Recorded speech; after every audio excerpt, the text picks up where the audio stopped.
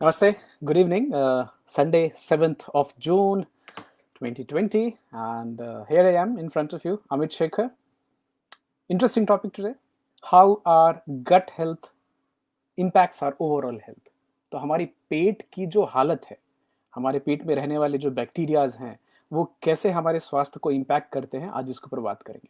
हमने पिछले कुछ एपिसोड में इसके बारे में बात की थी आपसे, लेकिन आज थोड़ी डीप डाइव है और कल की बात से कंटिन्यूड है। तो स्वागत है आप सबका। Good evening. कल हम बात कर रहे थे डॉक्टर स्टीवन गंडरी साहब के बारे में। हाय विकी, गणेश जी, स्वागत है आपका। स्टीवन गंडरी साहब बोलते हैं कि जो आपका स्किन है, जो आपकी त्वचा है, वो बिल्कुल आईना है आपके पेट के अंदर क्या हालत है उसकी।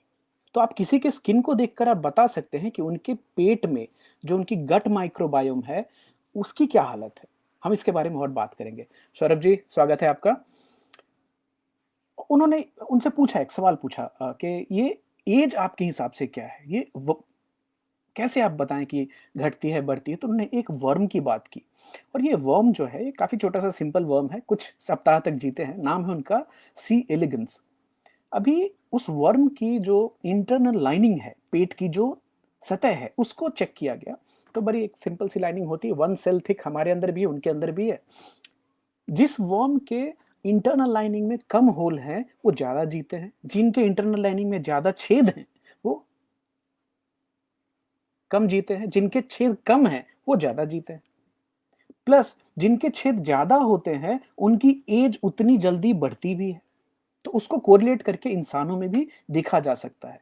तो डॉक्टर स्टीवन गंडरी साहब बोलते हैं कि एज क्या है, ये तो या तो क्विक या स्लो ब्रेकडाउन ऑफ आपकी गट की जो लाइनिंग है, वो आपकी एज को डिफाइन करती है। इसको कैसे प्रूव करते हैं वो? राजीव भाई, स्वागत है आपका। आप 105 साल के जो कि इंसान है, उनकी गट लाइनिंग चेक करें, और एक 30 साल का जो इंसान है, जवान है, जो कि अभी काफी उसमें एनर्जी है, दोनों में गट माइक्रोबायोम एक जैसी पाई गई है। तो कहीं ना कहीं जहां तक ज्यादा दिनों तक हेल्दी रहने का सवाल है, उसमें आपके शरीर के अंदर, आपके पेट के अंदर कितने सारे बैक्टीरियाज हैं और हेल्दी रह पा रहे हैं। इसमें एक खास बैक्टीरिया है जिसकी बार बार जिक्र आजकल हो रही है, बहुत सारे रिसर्च चालू है इसके ऊपर में। ज्यादा पुरानी नहीं है, 5-6 साल पहले ही पता चली है। एकरमेंसिया म्यूसिनिफिला नाम है इस बैक्टीरिया का। ये हमारे पेट में जो म्यूकस लाइनिंग होती है, जो हमारी पूरी पेट में होती है, उस पे रहते हैं। उनका काम क्या है, वहां रह के वो खाली म्यूकस को ही खाते हैं। अब मजे की बात है, कल भी हम बात कर रहे थे कि जितनी एकरमेंसिया म्यूसिन फिला, म्यूसिन म्यूकस को बोलते हैं, म्यूसिन फिला मतलब म्यूसिन को प्यार करने वाले, वो जितनी आपकी म्यूकस लाइनिंग को खाएंगे, उतनी ज्यादा म्यूकस सेल गट आपकी बनाती है। आगे और बात कर रहे हैं इसकी। अभी हालांकि देखिए, ये जो हमारी गट लाइनिंग है, उसमें एक चीज ट्रैप होती है जिसको हम लेक्टिन्स कल बात कर रहे थे। तो प्लांट्स में, ज्यादातर प्लांट्स में लेक्टिन पाए जाते हैं। लेक्टिन एक तरह का प्रोटीन है जो पौधे इसलिए बनाते हैं कि कोई दूसरा जानवर उनको ना खा सके। हालांकि जैसे फॉर एग्जाम्पल, एक रिसिन नाम का एक लेक्टिन है जो कि कैस्टर ऑयल में पाया जाता है। तो कैस्टर ऑयल अगर ज्यादा मात्रा में लोग सेवन कर लें तो जानलेवा भी हो सकता है। तो एक तरह का है। हालांकि बीन्स में पाए जाते हैं लेक्टिन्स बहुत ज्यादा। तो लेक्टिन थ्योरी के ऊपर बात करने वाले लोग बोलते हैं लेक्टिन्स हमारे पेट में लीकी गट बनाते हैं, वो हमारे पेट की लाइनिंग को तोड़ते हैं, बाकी इन्फेक्शन की तरह से। हालांकि आप लोगों को डरने की जरूरत नहीं है ज्यादा। किसी भी चीज को अगर अच्छी तरह से कुक किया जाए, चाहे कि वो एनिमल सोर्स का है या प्लांट सोर्स में भी लेक्टिन काफी मात्रा में पाए जाते हैं, तो ज्यादा अच्छे से कुकिंग करेंगे, अच्छी पकी हुई चीज रहेगी, तो उसमें से लेक्टिन्स जो होते हैं वो खतरनाक नहीं रहते हैं। अभी देखिए, आपके और हमारे पेट के अंदर में म्यूकस लाइनिंग कितनी मोटी है, वो डिसाइड करता है कि हमारा हम कितने यंग दिखेंगे। एक दवाई है जो कि डायबिटिक जो लोग हैं उनके लिए फर्स्ट लाइन ऑफ थेरेपी होती है, सल्फो यूरेनाइल बोलते हैं, मेटफॉर्मिन जिसका नॉर्मल नाम है। अब मेटफॉर्मिन देखा गया है कि मेटफॉर्मिन एकरमेंसिया म्यूसिनिफिला की संख्या को बढ़ा देती है। तो अभी रिसर्च यहां भी चालू है कि जो मेटफॉर्मिन एकरमेंसिया म्यूसिनिफिला का नंबर बढ़ाती है, उसकी वजह से तो डायबिटीज पे अच्छा असर नहीं हो रहा है। क्योंकि एकरमेंसिया म्यूसिनिफिला शरीर में पूरे जो सूजन है, जो इन्फ्लेमेशन है, उसको कम करती है। रिसर्च चालू है। हालांकि बहुत सारे, मैं पहले बात कर रहा था डॉक्टर डेविड सिंक्लेयर साहब की, जो जिन्होंने किताब लिखी है लाइफ स्पैन, उनका बोलना है कि वो जिस दिन एक्सरसाइज नहीं करते, नॉर्मल हर दिन करते हैं, जब जिस दिन नहीं करते उस दिन वो मेटफॉर्मिन खाते हैं।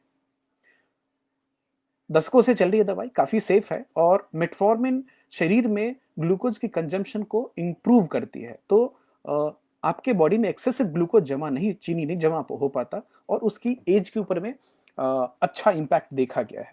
हालांकि ये कोई मेडिकल सलाह नहीं है, वो डॉक्टर हैं तो खुद से कर सकते हैं। हालांकि वो पीएचडी डॉक्टर हैं, तो अपने डॉक्टर से सलाह लेके वो करते हैं। बाकी मेटफॉर्मिन बहुत दिनों से डायबिटिक लोग इस्तेमाल कर रहे हैं अपने लिए।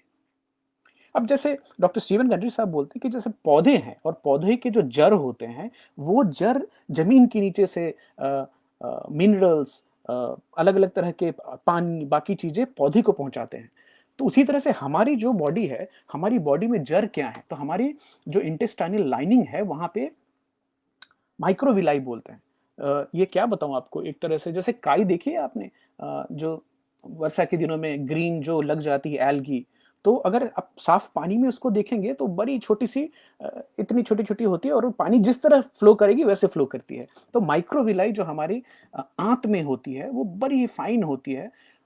कारण उसका सिंपल है, हमारी बॉडी में वो सरफेस एरिया को बढ़ा देता है, तो खाने का एब्जॉर्प्शन ज्यादा अच्छा हो पाता है। अभी माइक्रोविलाई का जो आखिरी हिस्सा है, क्रिप्ट्स बोलते हैं, उस क्रिप्ट्स में जो पॉकेट्स होते हैं, वहां पे ही आपके जो इसेंशियल बैक्टीरिया हैं वो रहते हैं। और अभी एक बड़ी इंटरेस्टिंग सी रिसर्च है, आप में से कई लोगों ने सुना होगा, या हाय मुकेश जी, पापा स्वागत है। तो कई लोगों ने सुना होगा अपेंडिक्स हो गया उनको। अपेंडिक्स किसी को होता नहीं है, हम सब में अपेंडिक्स होता ही है पेट में। पहले हमें पढ़ाया गया कि वेस्टिजियल ऑर्गन है, अभी बोल रहे हैं कि वेस्टिजियल ऑर्गन मतलब बेकार का नहीं है। अभी ये देखा जा रहा है कि अपेंडिक्स में आपकी जो सबसे अच्छे बैक्टीरिया हैं, उनके रहने की जगह है वहां पे, वो एक तरह का बैंक है कि जब भी आपके शरीर में बैक्टीरिया की मात्रा कम होती है अच्छे, तो वहां से वो निकल के फिर वापस पूरे बॉडी में। तो जो अपेंडिक्स है बाकी जानवरों में भी, बाकी वानरों में भी पाया जाता है। तो जिस तरह से स्टेम सेल हैं कि किसी भी तरह के सेल को बना सके, अपेंडिक्स भी हमारी बॉडी में उसी तरह का काम करता है। ये एक बैंक है जो कि इसेंशियल बैक्टीरियाज को अपने अंदर में हार्बर करता है। अब देखिए, जब हम कल बात कर रहे थे कि हम जब भी ब्रॉड स्पेक्ट्रम एंटीबायोटिक का इस्तेमाल करते हैं, या फिर वो राउंड अप जो ग्लाइफोसेट है जो कि हर्बिसाइड है, वो क्या करता है, वो जाकर हमारी बॉडी के अंदर में, पेट के अंदर में जो बैक्टीरियल पॉपुलेशन है उसको मार देता है। अभी ग्लाइफोसेट की बात हो रही है, तो कल भी हमने आपको बताया कि पहले इसका पेटेंट हुआ था एज एन एंटीबायोटिक, बाद में इसको हर्बिसाइड बना दिया, और हर्बिसाइड मतलब घास को मारने की दवा बना दी। अभी इसका इस्तेमाल फसल को सुखाने के लिए किया जाता है। गेहूं है, काटना है आपको, तो उसके पहले उसके ऊपर छीट दीजिए, वो सूख जाएगी, तो हार्वेस्टर से काटने में आसानी होती है। यहां तक कि यूएसए में 35 ओट के अलग अलग जो ब्रांड है उनको टेस्ट किया गया, तो पता चला सबके सब में ग्लाइफोसेट था। इवन जो रेड वाइन है, ऑर्गेनिक रेड वाइन है, उसमें भी ग्लाइफोसेट मिली है। तो एक बड़ा मुसीबत का सवाल बन गया है। एमआईटी के रिसर्च ने बताया कि ग्लाइफोसेट जो है हमारे शरीर के अंदर बैक्टीरिया को मार देती है, क्योंकि ये काम करती है शिकीमेट पाथवे। शिकीमेट पाथवे खाली पौधों में ही नहीं होता, बैक्टीरिया में भी होता है। ये कंपनी ने कभी नहीं बताया। तो हो क्या रहा है कि इंसान के लिए तो खतरनाक नहीं है, लेकिन हमारे शरीर में जो बैक्टीरिया है उसके लिए वो हर्बिसाइड बहुत खतरनाक होता है। हालांकि अभी और आप रिसर्च करेंगे तो पाएंगे कि उसके कार्सिनोजेनिक होने के भी मतलब कैंसर कॉजिंग प्रॉपर्टीज भी देखी गई। अभी एक तो एंटीबायोटिक हम डायरेक्टली खा लेते हैं, वो भी हमारे बॉडी के जो गट बैक्टीरिया उनको खत्म करती है। दूसरा है कि आप कुछ ऐसी चीज खाएं जो चिकन, जिसको बहुत सारा एंटीबायोटिक पहले से दिया गया, अगर आपने खाई तो फिर भी आपके बॉडी के जो गट माइक्रोबियल हेल्थ है उसके ऊपर में असर पड़ता है। एक बहुत ही ताजा ताजा रिसर्च आई है कि जो औरतें यूरिनरी ट्रैक इन्फेक्शन के लिए या फिर बैड थ्रोट के लिए जो एंटीबायोटिक्स लेते हैं, उनमें हार्ट डिसीज के चांसेस बढ़ जाते हैं। अब बताइए, यहाँ तक एक जो नई सोच है जो स्टीवन गंडरी साहब और उनका पूरा वो वजन से बताते हैं, क्योंकि वो पहले वो हार्ट ट्रांसप्लांट सर्जन थे, बहुत सारी कार्डियक सर्जरी करते थे। तो उनका बोलना है कि ये जो इवन हार्ट डिसीजेज हैं भी, ये भी सूजन का नतीजा है, ये एक ऑटो इम्यून डिसीज है। रिसर्च चालू है इसके ऊपर में। उनके एक सीनियर और मेंटोर हैं माइकल डी बेकी साहब, जो भी हार्ट सर्जन थे, तो उनका तो बोलना था कि कोलेस्ट्रॉल का जो हार्ट डिसीज है उससे कुछ लेना देना ही नहीं। ये ऐसा है कि वो सर्जरी करते हैं तो देखते हैं कि जहाँ प्लाक है, जहाँ पे खून थक्का जम गया है, और जो डॉक्टर सर्जरी करके उसको हटाते हैं बलून कर लगा के या स्टेंट लगा करके, तो उन्होंने बोला कि उसको काटते हैं और उसमें कोलेस्ट्रॉल मिलता है। इसका ये मतलब नहीं है कि कोलेस्ट्रॉल की वजह से प्लाक हुआ है। ये एग्जाम्पल ऐसे देते हैं कि मान लीजिए ऊपर से आकाश से कोई एक दूसरा एलियन अगर ऊपर से देखे कि कहाँ कहाँ कार एक्सीडेंट हुआ है, और जहां जहां कार एक्सीडेंट हुई है वहां वहां एम्बुलेंस दिखी उसको, तो ऐसा तो नहीं कह सकते कि जहां जहां एम्बुलेंस होती है वहां कार एक्सीडेंट होता है, नहीं। तो दो चीजें हैं मेडिकल फील्ड में, एसोसिएशन और कॉजेशन। किसी दो चीज का साथ में रहना और किसी चीज का किसी चीज को कॉज करना, तो दोनों में फर्क है। तो कोलेस्ट्रॉल जो प्लाक में है वो वहां पे आके अटक गया बिकॉज वहां पे इन्फ्लेमेशन थी, वहां पे सूजन थी। एक और एग्जाम्पल उन्होंने बताया कि मान लीजिए जैसे हम बताते हैं कि छोटे बच्चों में आजकल भी चल रही है ना कि जो बूढ़े लोग हैं उनको बचाना है बाहर जाने से और बच्चों को बचाना है, क्योंकि दोनों की इम्यून सिस्टम कॉम्प्रोमाइज होती है, कमजोर होती है। तो उन्होंने सोचा कि छोटे बच्चों में जब इम्यून सिस्टम कमजोर होती है तो उनमें अगर हार्ट ट्रांसप्लांट करें तो उनका हार्ट जल्दी एक्सेप्ट कर लेगा, क्योंकि आपको मालूम होगा कोई भी ट्रांसप्लांट दूसरे का ऑर्गन आप लेके अपनी बॉडी में डालेंगे तो आपकी बॉडी उसको विदेशी समझ करके मारने की कोशिश करती है, भगाने की कोशिश करती है। उसके लिए आपको ऑटो इम्यून जो दवाइयां होती है जो इम्यूनिटी को कम करें वो लेने की सलाह दी जाती है, डॉक्टर देते हैं। तो हो गई बात, जो मान लीजिए कुछ अनफॉर्चुनेट किड्स हैं जो पैदा हुए और उनको दिल में तकलीफ हुई और उनको हार्ट ट्रांसप्लांट करना पड़ा, तो हार्ट ट्रांसप्लांट करने के बाद कुछ दिन तक ठीक रहे, लेकिन 1-2 साल के अंदर में ही उनमें बहुत ज्यादा ये प्लाक फॉर्मेशन देखेगी कि दिल से रिलेटेड बीमारी बहुत ज्यादा उनमें हो रही है। तो जब भी उनकी अंदर में चेक किया गया तो उनकी जो आर्टरीज हैं उसमें ब्लॉकेज उतनी ही है जितनी एक 50-60 साल के डायबिटिक हाइपरटेंसिव इंसान के अंदर में होता है। तो ये परेशान हो गए कि भाई ये हो क्या रहा है। तो बाद में रिसर्च से ये उनको पता चला कि जब भी दिल तो हमने दूसरे का लेके लगा दिया और जो धमनियां हैं वो भी तो दूसरे के दिल की है ना, तो आपका जो बच्चे के शरीर का जो खून है वो उस धमनियों को अपना दुश्मन समझता है और उस पर अटैक करता है। जहां अटैक हुई, जहां इन्फ्लेमेशन हुई, वहां पे आके कोलेस्ट्रॉल जम जाती है। तो उनका बोलना है कि जो इसी तरह के लक्षण तो बहुत सारे बड़े लोगों में भी देखे जाते हैं। मतलब हार्ट डिसीज आपके बॉडी में सूजन होने के कारण हो रहा है क्या? अब बड़ी इंटरेस्टिंग से ये फिलॉसफी निकल के आ रही है। पुष्कर भाई नमस्कार। तो वेस्कुलर बायोलॉजी में उन्हें ये बता रहे हैं कि अगर आपके जो म्यूकस लाइनिंग है, पेट की लाइनिंग है, वो अगर टूट रही है, उसमें अगर छेद हो रहे हैं, चाहे वो लेक्टिन की वजह से हो रही है या इन्फ्लेमेशन या अलग तरह के बैक्टीरिया की वजह से हो रही है, तो वो क्या हो रहा है, वो छेद होने की वजह से बड़े बड़े प्रोटीन जो कि पहले आपके, और एक और चीज ध्यान रखिएगा, ये जो आपकी जो स्टमक लाइनिंग है, अंदर से बताता हूँ, स्टमक की जो लाइनिंग है जिसमें म्यूकस लगी हुई है, इस म्यूकस लाइनिंग के बाद जो गट शुरू होता है पेट, उसके पीछे बहुत सारा आपका इम्यून सेल्स होते हैं। मतलब 60-70% व्हाइट ब्लड सेल्स वहां पाए जाते हैं। क्यों? क्योंकि वो पहली जगह है जहां पे और हमारी बॉडी में बड़ा क्लियर कट सिस्टम है। बैक्टीरिया को कहाँ रहना है? पेट में रहना है। पेट से निकल के खून में नहीं आना। खून में आने के परिणाम बड़े खतरनाक हो जाएंगे। अब हुआ ये, जब लीकी गट होगी, छेद हो गया, तो उसमें से कुछ मरे हुए बैक्टीरिया, डेड बैक्टीरिया, अभी ये बड़ी इंटरेस्टिंग बात आपको बताऊं कि ये जो डेड बैक्टीरिया है, प्रतिदिन हम 250 ग्राम से लेके 500 ग्राम तक मरे हुए बैक्टीरिया अपने मल में निकालते हैं। हमारा जो मल निकलता है, जो फीकल मैटर है, जो पूप निकलती है, उसमें बैक्टीरिया ही बैक्टीरिया मरे हुए होते हैं। लेकिन जब भी आपकी लीकी गट हो गई और कुछ मरे हुए बैक्टीरिया के अंश भी अगर आपके बॉडी में चले गए और ब्लड सर्कुलेशन में गया, तो शरीर को यह समझ में नहीं आता, इम्यूनिटी को, कि मरा बैक्टीरिया है कि जिंदा बैक्टीरिया है, वो उसको अटैक करती है। अब ये खतरनाक स्थिति है। और जैसे ही आपकी जो लीकी गट है, यहाँ पे अटैक हो रहा है, अटैक कौन करता है? White blood cells. White blood cells को बहुत ज्यादा एनर्जी की जरूरत होती है, वो बहुत ज्यादा एनर्जी की जरूरत होती है, इसके लिए वहां पे उनको फैट देना होता है, फैट से एनर्जी मिलती है। तो व्हाइट ब्लड सेल्स आपके सैनिक हैं, जो कि बाहर से आने वाले बैक्टीरिया या बैक्टीरिया जैसा जो चीज आ गया उससे लड़ाई कर रहे हैं। उनको खाने के लिए चाहिए फैट। अभी आर्मी चलती है तो साथ में रसद भी चलता है ना, राशन चलता है।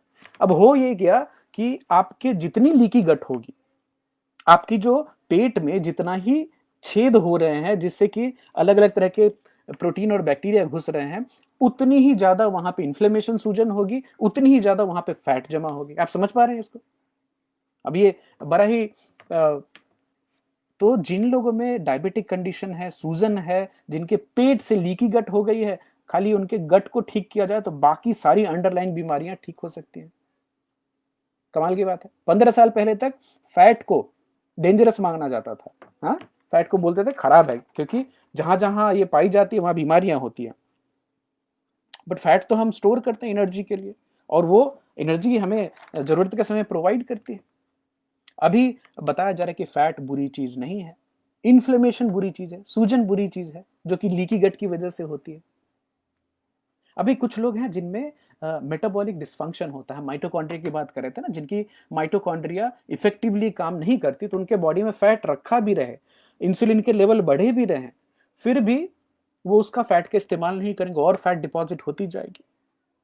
तो फॉर एग्जाम्पल, जैसे एक फ्लू की वायरस है, बुखार होती है, अभी जो कोरोना वायरस ही चल रही है, तो उसके ऊपर एक बार कोड होती है जिससे बॉडी उसको आइडेंटिफाई करती है कि बाहर का है, फॉरेन है। हमारे पेट में रहने वाले बैक्टीरिया को हमारी बॉडी अच्छी तरह से पहचानती है, जब तक वो पेट के अंदर रहे तो वहां सुरक्षित है। और ये पेट के अंदर से बैक्टीरिया खून में न जाए, इसको रोकने का काम आपका गट माइक्रोबा, गट की जो लाइनिंग है, म्यूकस लाइनिंग, वही बचाती है आपको। अब मान लीजिए कोई बैक्टीरिया या फ्लू वायरस जैसे हमारे शरीर के अंदर में घुसी, अंदर गई, तो बॉडी उसको फॉरेन समझ के उसके ऊपर अटैक करती है। और उसी तरह के लक्षण, उसी तरह की अटैक तब भी देखी जाती है जब लेक्टिन्स आपके लीकी गट के थ्रू आपके ब्लड सर्कुलेशन में पहुंचे या कुछ बड़ी प्रोटीन पहुंच जाए, तो वहां पे जाकर वो एक साधारण चीनी के साथ चिपक करके, मिल करके एक चिपचिपा सा चीज बनाते हैं। और जैसे ग्लाइफोसेट हमारे पेट में जाकर हमारे गट की माइक्रोबायोम को खत्म करता है, उसी तरह से लेक्टिन भी और खतरनाक देखा गया है, पाया गया है। अब हमारी जो इम्यून सिस्टम है बिल्कुल बिल्कुल बैक्टीरिया से बहुत डरती है।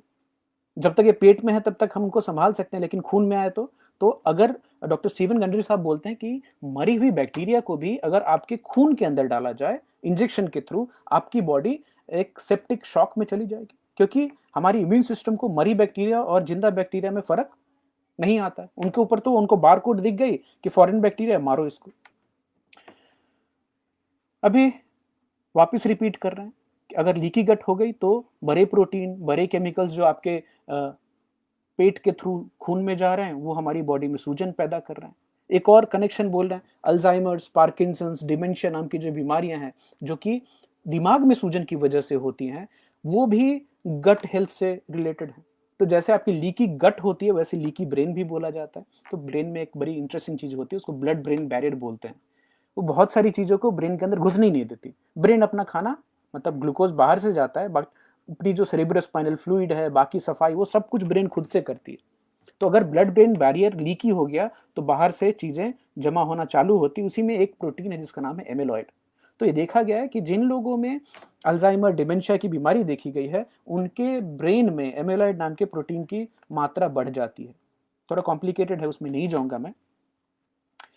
1970 तक ना ये ब्रॉड स्पेक्ट्रम एंटीबायोटिक नहीं आए थे। तब तक क्या होता था, जो सीनियर लोग हैं वो बताएंगे कि पहले डॉक्टर ना आपका कल्चर करते थे, स्वैब लेकर के या फिर स्टूल लेकर के कल्चर करके देखते थे कि कौन सी बैक्टीरिया है। बट वो कल्चर करके और उसका रिपोर्ट आने में 48 से 72 घंटे जाते थे। उसके बाद आ गई ब्रॉड स्पेक्ट्रम एंटीबायोटिक, बोला कि अभी चिंता करने की जरूरत नहीं है, हम सारे बैक्टीरिया ही मार देंगे। तो आप एक ब्रॉड स्पेक्ट्रम एंटीबायोटिक ले लीजिए, आपकी पेट की ज्यादातर बैक्टीरिया मर जाएंगे।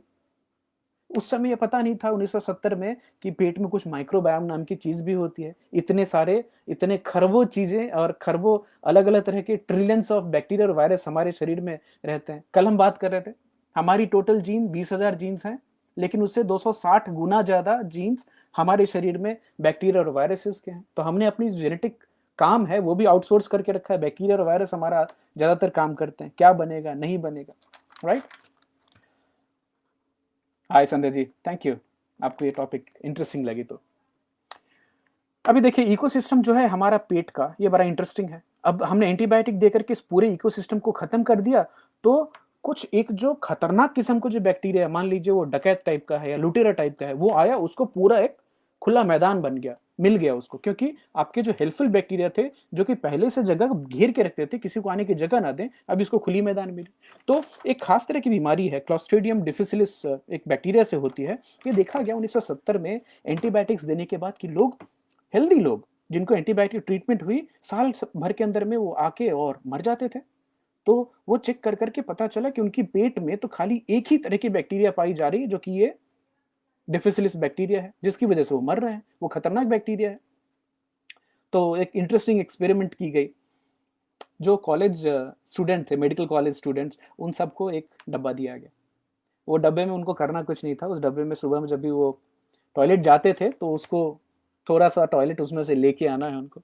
सारे बच्चे अपना अपना टॉयलेट का थोड़ा सैंपल लेके आते थे। लैब में इन बहुत सारे लोगों का, बहुत सारे स्टूडेंट्स के टॉयलेट्स को एक साथ मिक्स करके होमोजेनाइज करते थे मिक्सर में, और फिर एज अ फीकल एनिमा उन पेशेंट्स को दिया गया जो कि मरने की हालत में थे। बड़े ही चमत्कारिक तरह से जो मरनासन लोग थे इस डिफिसिलिस बैक्टीरिया की वजह से, उनके पेट में इमीडिएटली अच्छे अच्छे बैक्टीरिया ग्रो होना चालू हो गए। सप्ताह भर के अंदर में उनकी स्वास्थ्य में बहुत चमत्कारी परिवर्तन हुए। अब आप समझ पा रहे हैं कि जहां पर एक खतरनाक बैक्टीरिया थी, वहां पे फीकल ट्रांसप्लांट के थ्रू दूसरे की बॉडी के हेल्दी बैक्टीरिया पहुंचे, और धीरे धीरे ये जंगल जो है हमारे अंदर में 10,000 अलग अलग स्पीसीज का जंगल, वो जंगल बड़ा होने लग गया और बहुत चमत्कारी चीज हुई। तो अभी 10,000 चमत्कारी जो अलग अलग तरह के बैक्टीरिया हमारे पेट में, उनको बचाने के लिए हमें क्या करना है? एंटीबायोटिक्स कम खाने हैं। ऐसे एंटीबायोटिक्स ऐसे चीजें कम खानी है जिसमें कि एंटीबायोटिक मिली हुई हो, जैसे कि चिकन हम अक्सर बात करते हैं। ज्यादातर हर्बिसाइड, अभी पता नहीं इसको कैसे हम रोक पाएंगे, क्योंकि इस टॉपिक पे आने के पहले तो मुझे भी इतना अंदाजा नहीं था कि ग्लाइफोसेट इतना डेंजरस है हमारे लिए। तो अभी अवेयरनेस बढ़ी है, तो और थोड़ी रिसर्च करेंगे, देखेंगे उसको कम करने की क्या क्या चीजें हम कर सकते हैं। सौरभ जी बोल रहे role of gut line bacteria and interesting. Okay, बढ़िया बढ़िया, मेरे लिए भी काफी इंटरेस्टिंग था। रोशन पूछ रहे हैं how bacteria can survive in stomach where there is acidic pH. और बहुत ही कमाल के होते हैं ये बैक्टीरिया। अगर अब रोशन आप मेरी पिछले वाली एक बैक्टीरिया के ऊपर में हमने टॉपिक किया था, तो ये एसिड में रह सकते हैं, उबलते पानी में रह सकते हैं, ठंडे में रह सकते हैं, हर जगह। तो बहुत तरह के बैक्टीरियाज होते हैं। बिना ऑक्सीजन के भी रह सकते हैं, एरोबिक एनारोबिक, बड़े कमाल के होते हैं। और खासकर स्टमक और स्टमक लाइनिंग में बैक्टीरियाज पाए जाते हैं। तो आपकी जो म्यूकस लाइनिंग है ना रोशन, म्यूकस लाइनिंग के नीचे जो क्रिप्ट्स होते हैं उसमें इसेंशियल बैक्टीरियाज पाए जाते हैं। तो म्यूकस लाइनिंग एसिडिक पीएच को और एसिड को रखती है बाहर के बाहर, उसको अंदर नहीं जाने देती। इसीलिए बहुत सारी दवाइयां हैं जो कि पेट में जो इन्फ्लेमेशन पैदा करती हैं, उनकी वजह से बहुत सारी पेट के रिलेटेड बीमारियां हो जाती हैं। बहुत सारे एंटीबायोटिक आपने देखा होगा लेने के बाद लोगों का पेट खराब हो जाता है। कारण सिंपल है, आपकी बॉडी के हेल्पफुल बैक्टीरिया थे वो भी मर गए, और जो इकोसिस्टम थी अंदर की वो खराब हो गई। तो इनफैक्ट इसके भी आगे चलते हैं, तो माइक्रोबायोम की बात कर रहे हैं। अभी एक नई कॉन्सेप्ट चल रही है, इसको बोलते हैं होलोबायोम। होलोबायोम मतलब क्या कि एक तो हमारे पेट के अंदर में जो बैक्टीरिया का संसार है वो अलग, हमारे मुंह में अलग बैक्टीरिया का संसार है। उससे भी आगे जाएं तो होलोबायोम के ऊपर में रिसर्च करने वाले बोलते हैं कि हम और आप अपने आजू बाजू में अपने जान पहचान के बैक्टीरिया और वायरसेस को लेके चलते हैं।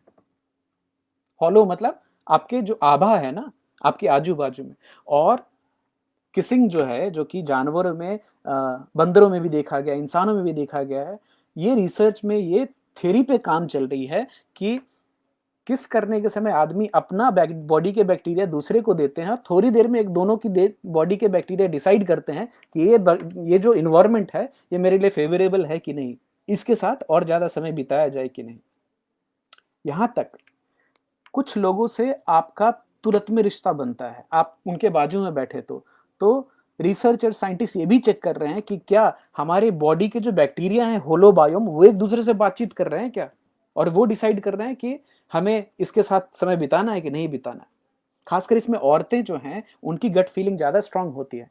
ये देखा गया है कि औरतें इमोशंस को और ये जो गट फीलिंग उसको ज्यादा अच्छी तरह समझ पाती है, क्योंकि एक याद कीजिएगा, माइक्रोबायोम हमें जो माइटोकॉन्ड्रियल डीएनए में मिलता है वो सब हमारी माता जी से ही मिलता है।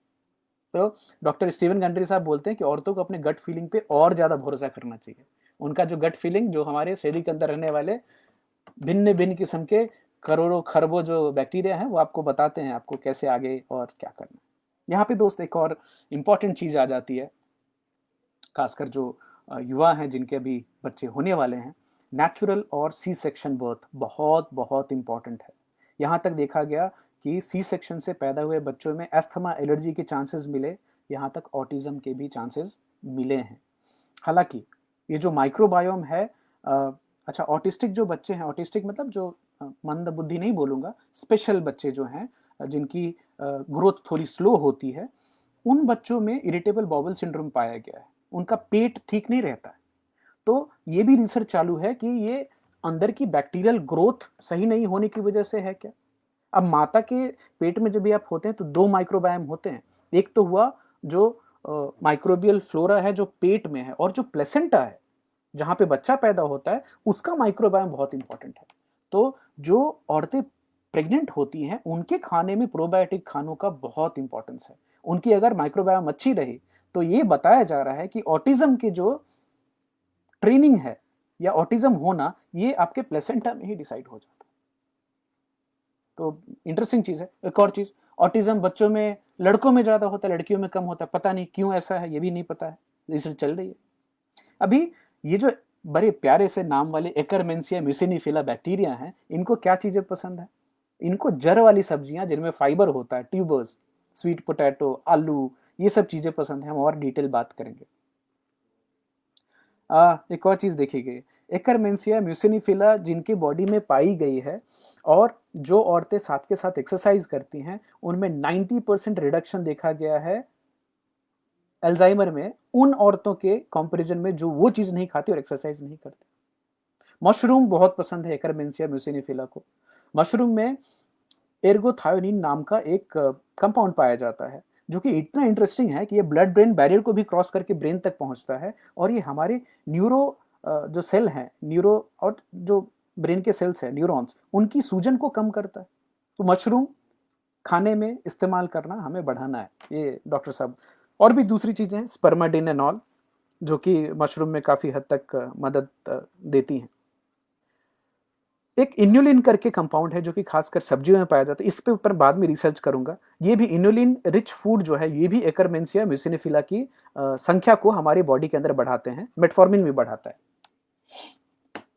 रोशन पूछ रहे हैं how C section influences bacteria, please explain.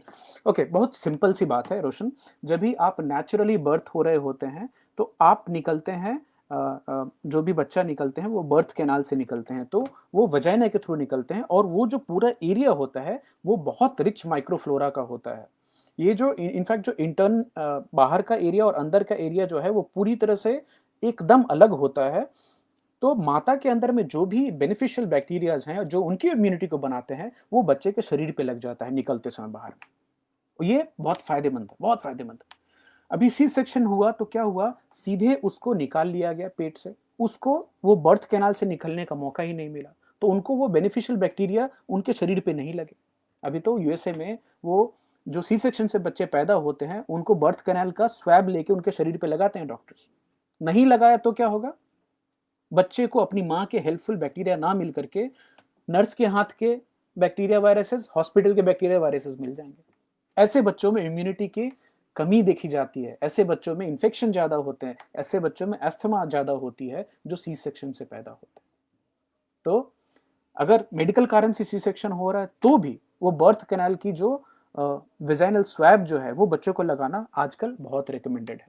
दूसरा, कोलोस्ट्रम, जो फर्स्ट मिल्क जो माँ अपने बच्चों को पिलाती, बहुत बहुत नेसेसरी है। उसमें बहुत सारे बैक्टीरियाज ब्रेस्ट मिल्क के थ्रू बच्चे के पास जाते हैं। तो होपफुली मैं आपको समझा पाया इसके लिए। एक्सरसाइज बहुत बहुत इंपॉर्टेंट है एक अच्छे माइक्रोबायोम के लिए, कि जो भी आप मूवमेंट करते हैं, जो बॉडी की मूवमेंट होती है, खासकर योगा की बात की गई है, योगा के कुछ पोस्चर से माइक्रोबायोम की मूवमेंट देखी गई है और उसके काफ़ी इम्पैक्ट देखे गए हैं। तो देखिए, मेडिटेशन, योगा, अब ये सब रिवर्स मैकेनिज्म है, फीडबैक लूप है। आपका मेंटल स्टेटस क्या है, आप कितने शांत हैं, आप कितने लेस एंक्शियस हैं, वो बैक्टीरिया और वायरसेस भी उसके हिसाब से काम करते हैं। एक तरह से वो आपको एंक्शियस भी करते हैं, लेकिन अगर अपने आप को शांत रख पाए तो उनको एक पॉजिटिव मैसेज भी जाता है कि ये बंदा टेंशन में नहीं है, तो वो भी रिपेयर कर पाते हैं। डॉक्टर स्टीवन गंडरे साहब से एक और बड़ा इंटरेस्टिंग सा उन्होंने एक सुझाव दिया। हाय अंचल, और ये सुझाव ये है कि हम सबको ना एक ब्रेन वॉश डे होना चाहिए पर वीक। अब ब्रेन वॉश डे क्या होता है, हम क्या अपने ब्रेन को वॉश कर सकते हैं? कर सकते हैं। अभी कुछ दिनों पहले तक हम लोगों को पता नहीं था, बट एक नई सिस्टम निकल के आई है जिसका नाम है ग्लिम्फेटिक सिस्टम। आपने सर्कुलेटरी सिस्टम सुना होगा, लिम्फेटिक सिस्टम सुना होगा। ये ग्लिम्फेटिक सिस्टम स्पेसिफिक सिस्टम है जो ब्रेन में पाया जाता है और ये ब्रेन की सफाई करता है।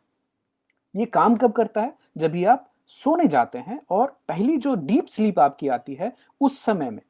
ये वॉश कैसे करता है? बड़ा इंटरेस्टिंग है। ये उस समय में जब भी आप सोने जाते हैं आपका ब्रेन सिकुड़ता है, 20% का सिकुड़ता है। ये एक ऐसा है कि स्पॉन्ज जिसमें बहुत सारा कचरा जमा हो गया, उसको आप ऐसे निचोड़ें तो उससे कचरा निकलेगा ना। तो इस ग्लिम्फेटिक सिस्टम को काम करने के लिए खून की सप्लाई बहुत चाहिए। और याद रखिए, हम जब भी खाना खाते हैं और खाना खाने की इमीडिएटली बाद हमारे शरीर का ज्यादातर खून हमारे पेट में चला जाता है खाने को पचाने के लिए। बहुत एनर्जी लगती है उसमें। उसकी वजह से आपको खाना खाने के बाद नींद आएगी। क्यों? ब्रेन में खून जाना कम हो गया।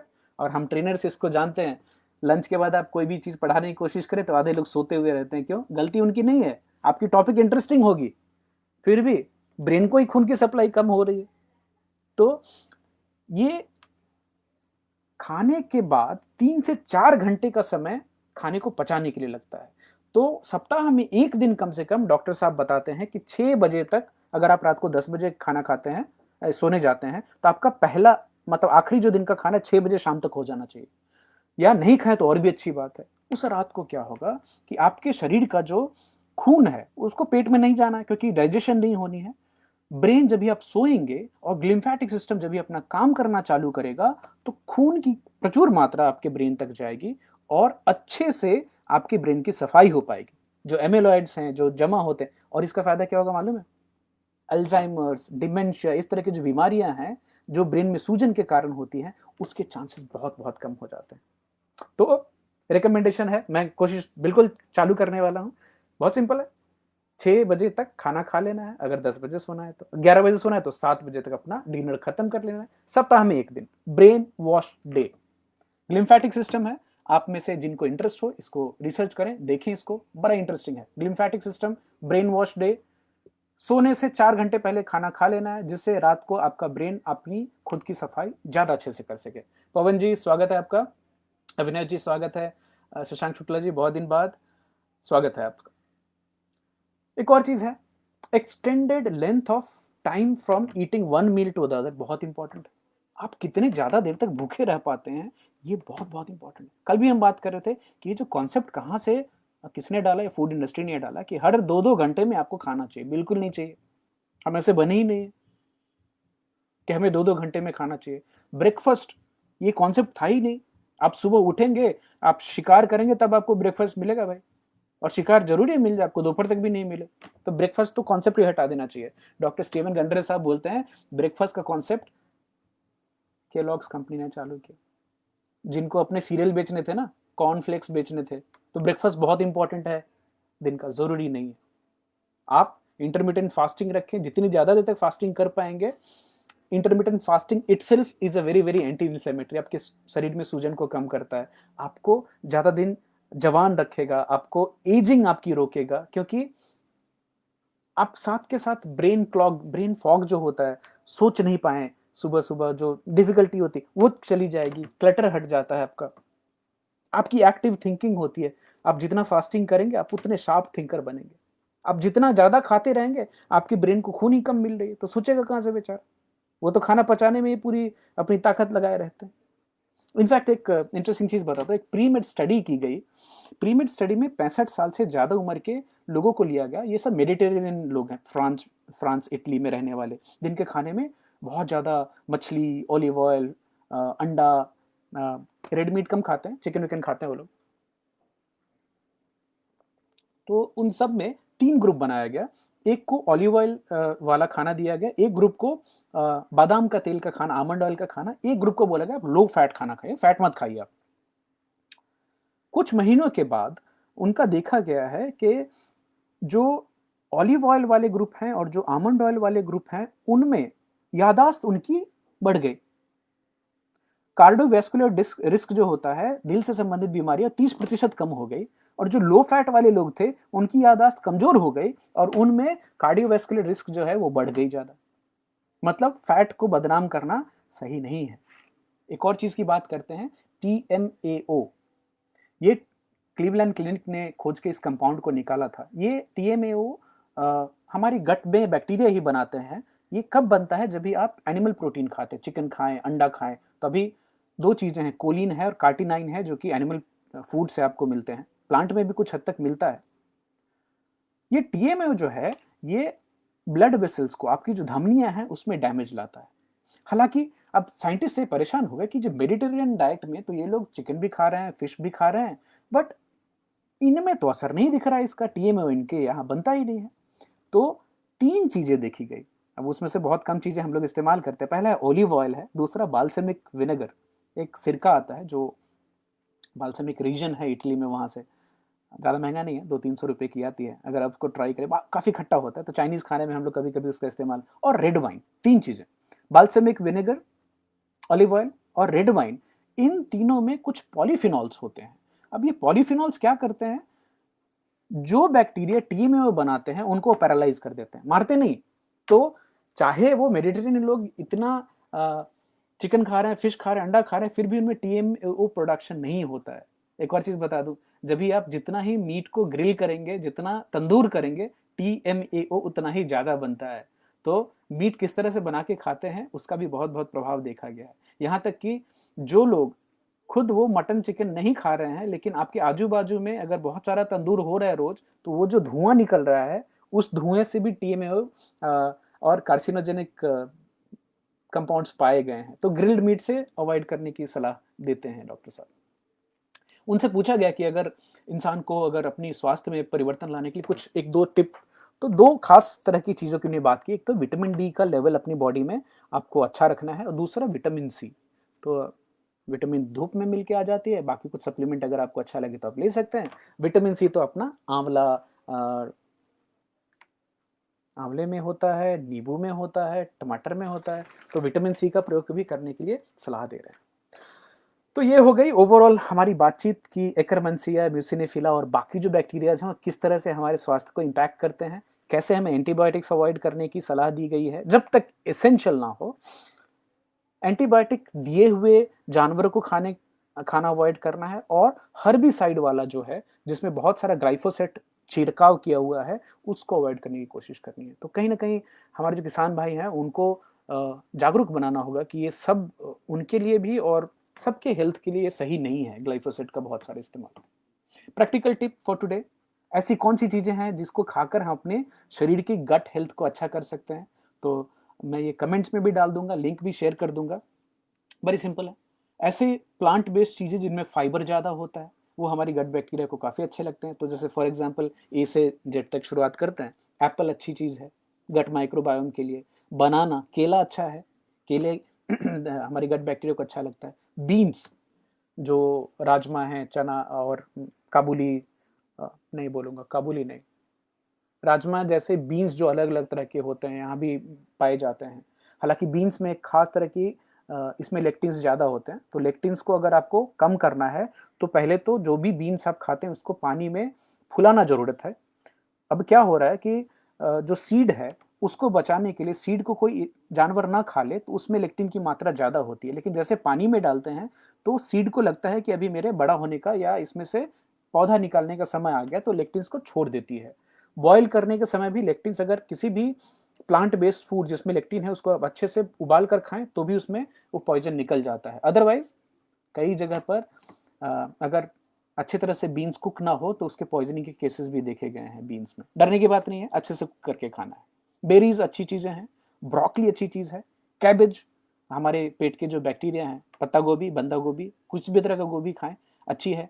नारियल बहुत अच्छी चीज़ है, कोकोनट, काकरी अच्छी है, ककम्बर, फिग्स, अगर अंजीर आपको अच्छा लगता है तो हमारे गट के माइक्रोबायोम के लिए अच्छा है। गार्लिक बहुत अच्छी चीज़ है, लहसुन खाना, अलग अलग तरह के दाल, मसूर दाल, ये दाल बहुत कमाल की चीज़ है। नट्स एंड सीड्स, जो ड्राई फ्रूट्स हम खाते हैं, और खासकर स्प्राउटेड जो अंकुरे हुए जो दाल और जो हम सीड्स खाते हैं, वो हमारी बैक्टीरियाज के लिए काफ़ी अच्छे हैं। ऑलिव ऑयल काफ़ी अच्छा है, ऑलिव अच्छा है, प्याज अच्छी होती है, अनियंस अच्छे होते हैं, पंपकिन, कद्दू अच्छा होता है, पालक अच्छी पाई गई है गट माइक्रोबायोम के लिए, और लास्ट में स्ट्रॉबेरीज भी काफ़ी अच्छे हैं। अभी एक और चीज़ देखिए, दाल, बीन्स, इन सब के साथ साथ फर्मेंटेड चीज़ें जो जिनको हमने खमीर डाल के रात भर फुलाया है, वो गट के माइक्रोबायोम के लिए काफ़ी अच्छी होती है। तो खासकर जो हमारे इंडियन खाने हैं, उन इंडियन खानों में इडली, डोसा जिनको रात में हम फुलाते हैं ना, जैसे चिल्ला बनता है, ये ढोकला बनती है, हमारे गुजराती लोग बनाते हैं, जिसमें उसको फर्मेंट करना होता है। दही अच्छी चीज़ है, कंजी अच्छी है, अप्पम जो साउथ में मिलती है, किसी तरह का अचार, जो हम अचार में भी अच्छी properties as a prebiotic food देखी गई है। लस्सी फर्मेंट होती है, छाछ अच्छी है। जिन लोगों को टोफू पसंद है जो सोयाबीन से बनती है, that is fantastic fermented source of food. Korean लोग किमची खाते हैं, वो भी एक फर्मेंटेड फूड में आता है। संध्या जी बोल रहे हैं, Hamid, what about drinking a glass of water first thing to do after waking up before brushing your teeth? I've heard that it is very beneficial for immunity development. What are you? Absolutely. ये बिल्कुल सही बात है। आपकी जो oral bacteria है, जो रात भर में जो एक्टिविटी चली है, first thing you have to do is drink इसको। संध्या जी आपने बहुत सही बोला, इसको वाटर बाथ बोलते हैं। अर्ली मॉर्निंग कितना पानी पीना चाहिए? जितना आप पी सकें, 1 glass, 2 glass, 3 glass, because any time you wake up, you are waking up in a state of dehydration. अगर आपको बॉडी को रीसेट करना है और जो टॉक्सिन्स जो बॉडी में जमा हो उनको निकालना है, तो सबसे पहला काम है सुबह उठ के कम से कम 2-3 ग्लास पानी पी जाना चाहिए आपको, बिना कुल्ला किए, जैसे जो है वैसे पानी पी लीजिए। Thank you Vicky. Mushroom is fantastic. Mushroom is not only good, mushroom में बहुत सारे ऐसे कंपाउंड्स पाए गए हैं जो कि डायरेक्टली ब्रेन को पहुंचते हैं और आपकी जो एजिंग है, आपकी ब्रेन में इन्फ्लेमेशन है, उसको कम करते हैं। और मशरूम को एक सुपर फूड के तौर पे मैं एक अलग से भी एक टॉपिक करेंगे तो आपको डिटेल बताऊंगा, but mushrooms are fantastic for health. Idli dosa खाने वाले लोग बिल्कुल खाएं, अच्छे से खाएं। दही कुछ ऑल्टरनेट डे पे आपके खाने में रहना चाहिए, छाछ रहनी चाहिए, ये अच्छी चीज़ें हैं।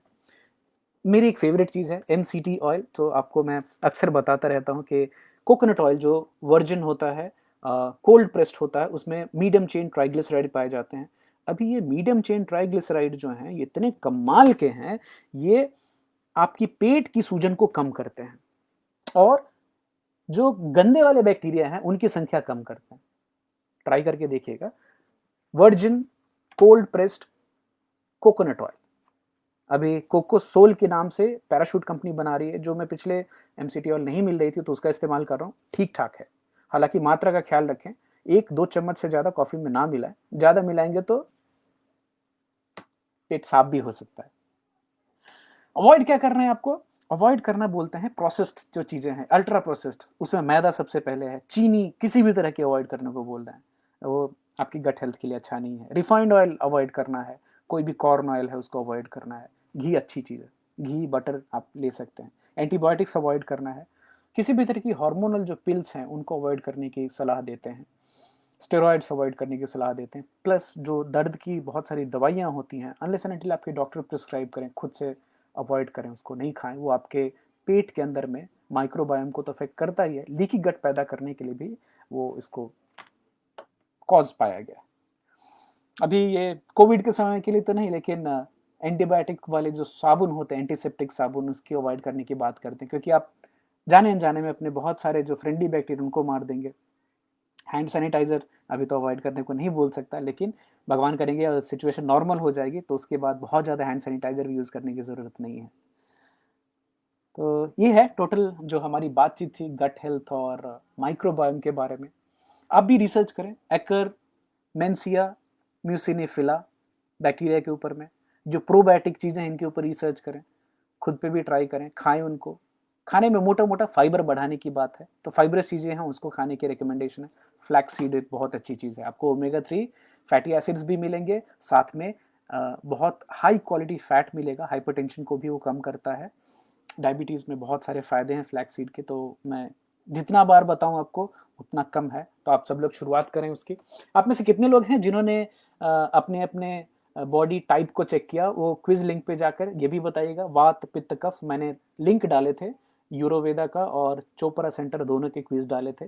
प्लस मैंने ये भी लिंक डाला था कि आप अगर वात हो, पित्त हो या कफ प्रकृति के हो तो आपको क्या चीज़ें अच्छी लगेगी, क्या चीज़ें अच्छी नहीं लगेगी, तो उसके बारे में फीडबैक दीजिएगा मुझे। शुक्रिया। तो आज के दिन के लिए अभिनव जी बोले पतंजलि में भी मिलता है वर्जिन कोकोनट ऑयल। हाँ जी, जब भी अभिनव जी मुझे कोको सोल नहीं मिल रहा था तो मैंने पतंजलि का वर्जिन कोकोनट ऑयल यूज किया था।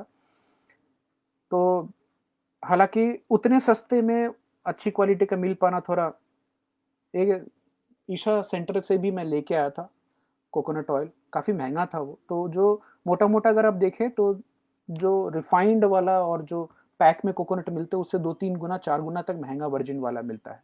तो आप देखें ट्राई करके, अगर आपको सूट करता है तो। सो बहुत बहुत शुक्रिया आप सबका। Thank you Vicky for joining, thank you Ganesh Sharma ji, उम्मीद है मैं आपके सवालों के जवाब दे पाया। सौरभ शर्मा शुक्रिया, राजीव भाई थैंक यू पापा, पुष्कर भाई थैंक यू, संध्या जी बहुत बहुत शुक्रिया ज्वाइन करने के लिए। सौरभ आपको टॉपिक इंटरेस्टिंग लगी, रोशन आपको भी बहुत अच्छी बात है, अभिनव जी थैंक यू, शशांक जी, पवन भाई। Some people say that we should fast once in 15 days, please please clear it. ना भाई, 15 दिन वाला तो नहीं अभी तो मैं, और आपको पवन मैं रिक्वेस्ट करूंगा इंटरमीडिएट फास्टिंग पे थोड़ी रिसर्च करें।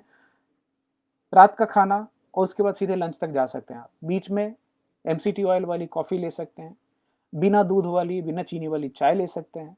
16 से 17 घंटे तक अगर आपने फास्टिंग मेंटेन कर ली, आपको इमीडिएट इसके हेल्थ इंपैक्ट दिखाई देंगे, हाइपरटेंशन पे, वजन पे, आपके ब्लड शुगर लेवल पे, आपकी सोच पे, आपकी ब्रेन पे, आपकी एजिंग पे।